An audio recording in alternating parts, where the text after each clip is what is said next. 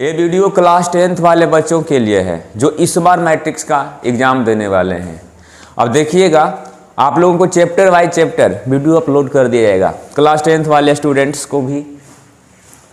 अब देखना है हम लोग निर्देशांक ज्यामिति हम लोग पढ़ेंगे, जिससे 15 नंबर का पूछा जाता है आपका। पहले इससे 10 नंबर पूछता था, अब इससे 15 नंबर हो गया है। पहले क्वेश्चन कम पूछा जाता था, अब क्वेश्चन का संख्या बढ़ा दिया है तो आपका मार्क्स भी तो बढ़ ही गया ना। तो अब 15 नंबर इससे आपको पूछा जाएगा। चैप्टर आप मजबूत कर लीजिए। देखिए, पहला जो कहानी होता है जिसे आप लोग जानते हैं उसे समझना पूरे ईमानदारी से जी। 1 नंबर यहाँ से आपको मिलेंगे, इसे आप बोलते हो एक्स अक्ष, एक्स एक्सिस इंग्लिश में। इसे आप बोलते हो वाई अक्ष। एक्स अक्ष को ही हम लोग भुज भी कहते हैं, जिसे इंग्लिश में एब्सिसा कहा जाता है। वाई अक्ष को हम लोग कोटि कहते हैं, जिसे इंग्लिश में ऑर्डिनेट कहा जाता है। और भुज को ही हम लोग एक्स नियामक या एक्स निर्देशांक कहिएगा। कोटि को आप लोग वाई नियामक या वाई निर्देशांक कहिएगा। अगर ये आपको पता सिर्फ है कोटि और भुज तो आपका 1 नंबर मिलेगा, ये फिक्स है जी। एक्स अक्ष को भुज कहा जाता है, भुज को ही एक्स नियामक कहा जाता है। वाई अक्ष को कोटि कहा जाता है, कोटि को वाई नियामक कहा जाता है। उसके बाद यहाँ पे जो होता है वो आपका मूल बिंदु होता है, जिसे आप ओरिजिन कहते हैं।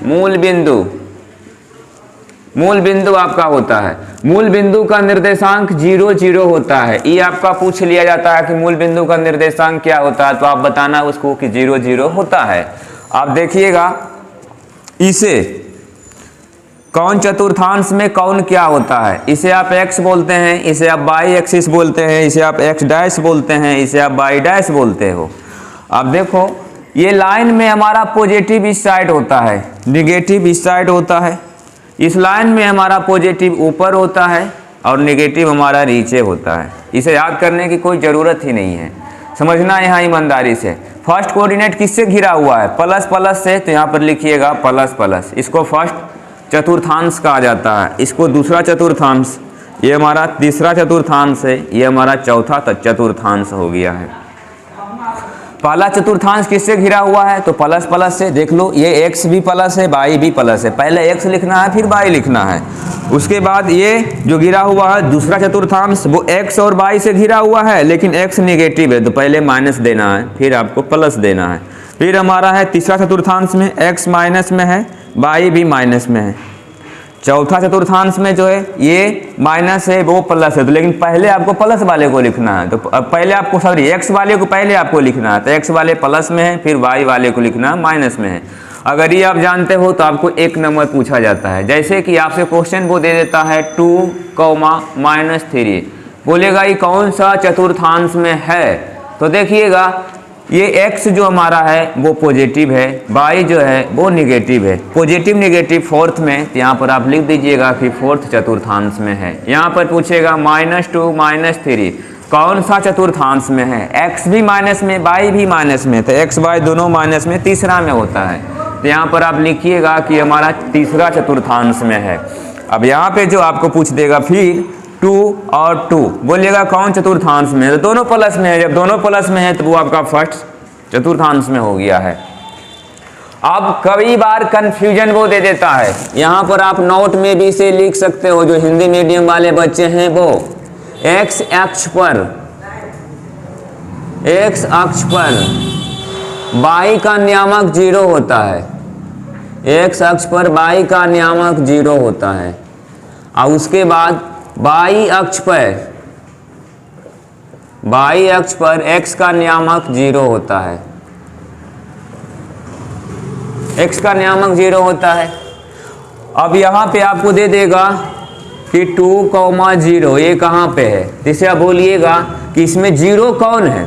जो 0 होगा उस पे नहीं होगा। 0 y है तो y पर नहीं होगा बल्कि x पे होगा।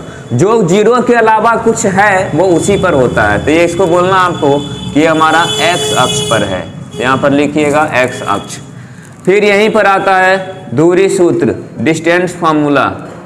दूरी सूत्र देखिएगा, डिस्टेंस फॉर्मूला क्या है, जो ये a हो गया x1 बाई 1, ये b हो गया x2 by 2।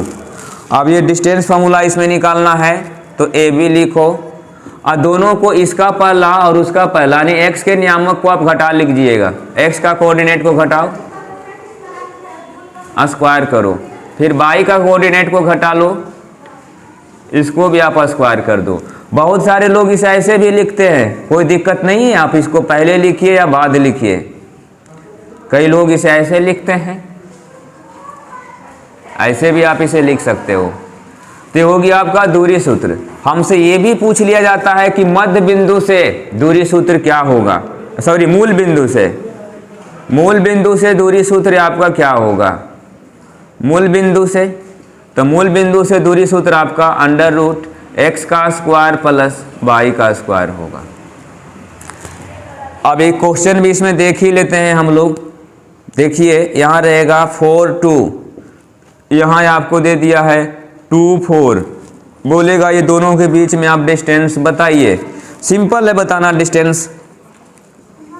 A B distance निकालने के लिए हम लोग रूट का यूज करते हैं। इसका x का कोऑर्डिनेट को घटा लीजिएगा, 4 माइनस 2 का होल स्क्वायर, फिर प्लस y का कोऑर्डिनेट को घटा लेना, 2 माइनस 4 का होल स्क्वायर, फिर इसको घटा करके लिखिए 2 का स्क्वायर प्लस माइनस 2 का स्क्वायर, और आप जानते ही हो ये 4 होता है और ये 4 होता है, 4 4 8 हो गया, और 8 को 2 से निकालिएगा 2√2 हो जाएगा।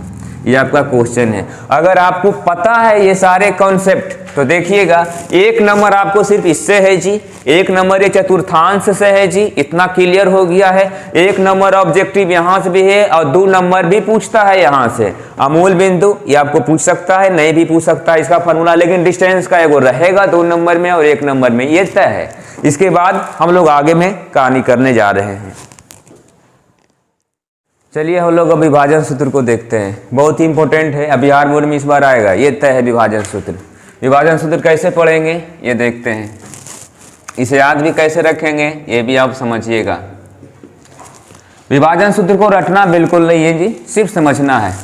ये ए और बी 2 पॉइंट है जिससे एक लाइन बनता है, तो एक लाइन पहले बना दिए, एक पॉइंट आता है जो दोनों को डिवाइड कर देता है, एक डिवाइड कर देता है 2 पार्ट में इसको। अब वो डिवाइड करने का अनुपात है जिसे हम रेशियो बोलते हैं, m/n में डिवाइड कर देता है। ये पहला वाले को ये लास्ट वाले के साथ आप मल्टीप्लाई करो, बिल्कुल याद नहीं करना, सिर्फ समझना है। और ये लास्ट वाले को ये पहले वाले के साथ मल्टीप्लाई करेंगे आप, और दोनों अनुपात को आप जोड़ दीजिएगा।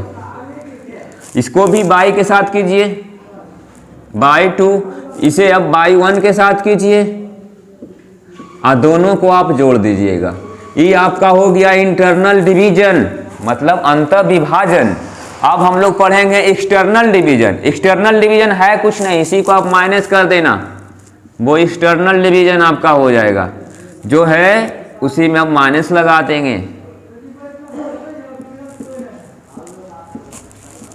ये आपका हो गया एक्सटर्नल एक्सटर्नल डिवीजन। ये इंटरनल है, ये एक्सटर्नल है जी। अब एक आता है मध्य बिंदु।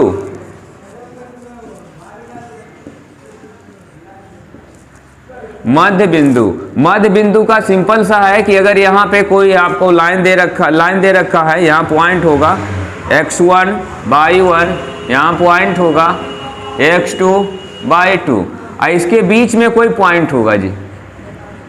मध्य बिंदु का मतलब होता है बीच में, जितना ये होगा लेंथ उतना ही लेंथ ये होगा, जितना दूरी ये है उतना ही दूरी हमारा ये भी है।